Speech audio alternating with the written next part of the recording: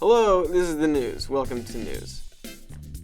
Special report, cats aren't so great. Get rid of your stupid cat. Recent studies show that cats actually don't like you very much, don't care about you at all, and aren't so great. Get rid of it. Scientists found that cats know when their owners say their names, but they don't give a care enough to do anything about it because science says they don't love you. It's okay, Pinky. In the study, the cat's ears would twitch, indicating that they recognize their owner's voice, but none of them meowed or moved their tail, which would indicate a response, or at the very least, recognition that I'm a f***ing human being. I said your name, at least f***ing look at me, man. The same study said, quote, the behavioral aspects of cats that cause their owners to become attached to them are still undetermined, end quote. Scientists still do not understand why people like cats. This Justin has been arrested. This Justin did the arresting. It's the story of two Justins, a cop and a robber, coming up after the rest of this whole deal about cats. But first, the weather.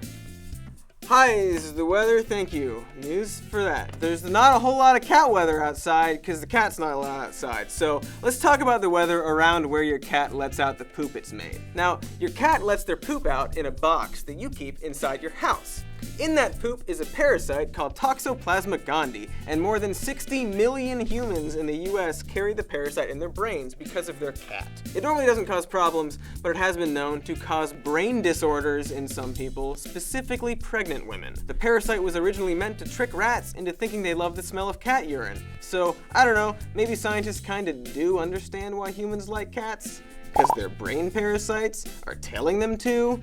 Back to the news. Thanks, weather. Now more news. Another study about f***ing cats found that cats have evolved to imitate the cries of our human babies. They use this specific meow on humans when they want to manipulate us into giving them more food. They don't even need head parasites. There's also simple stuff, like how when they rub their head against you, they're not saying anything other than, this is mine. This is mine, that's mine, oh, this is mine. You are a large walking possession that gives them food.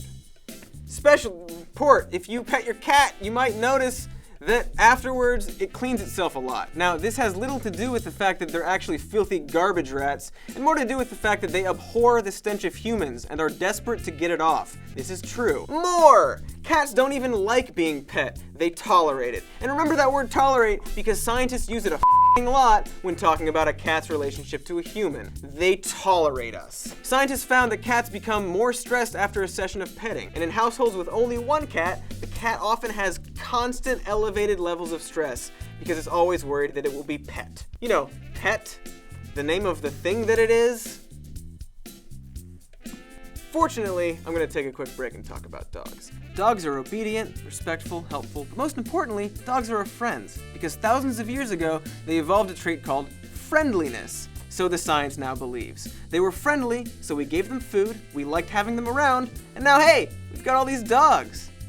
Cats, on the other hand, just showed up one day. About 10,000 years ago, they started eating rats near us. The rats died, the cats stayed, and now hey, we've got all these cats? We didn't want them here, and they don't even like us. But they set up camp right in our f***ing tent, and now we feed them and keep their parasitic poop in a box in our homes. They're the parasites. Now, I'm not saying get rid of your cat, because I already said it earlier, so just watch the beginning of the video. Hear it again. Strongly believe it. And in completely irrelevant news, a certain news anchor just got a brand new puppy that he loves very much. Roll sound, roll cameras, and action. We're interested in what your experiences in online dating have been overall. What works, what doesn't, so on. The guys are horrible. terrible. I got 100 messages in an hour. The messages I receive, Paula, I'd go Pac-Man on that word for vagina I don't like using. I tear that ass up. Penis. FindLove.net saw solid financial commitments from 11 new investors today. Nice work today, monkeys. We've had thousands of years to study relationships. That amount of data was bound to yield patterns and consistencies. eHarmony's for old people. Match.com's like a more dignified Craigslist. You're saying you can just tell what people have left out of their profiles? Anyone can, if they look through all our research and raw data. We have to get into abuse of power territory at some point, right? This is just utilizing power more efficiently. You can't hack a person. I'm just getting started. And when crap, why would I do that? We created the worst dating profile we could imagine. Someone that no one would ever date. She lists tricking guys into thinking I'm pregnant as her top interest. And then we take bets. I bet $1 million on infinity messages. So we're all clear on the rules. Rules are for fools, turkey! This was your thing. Blake, you sopping possum. Peace out. Smoke bomb. Pumpkin bomb. Which I made out of science. Give people a chance to pretend to be their best selves, and maybe they'll get there. Josie! Right? What's Zeusk for? Hand jobs. Zeusk.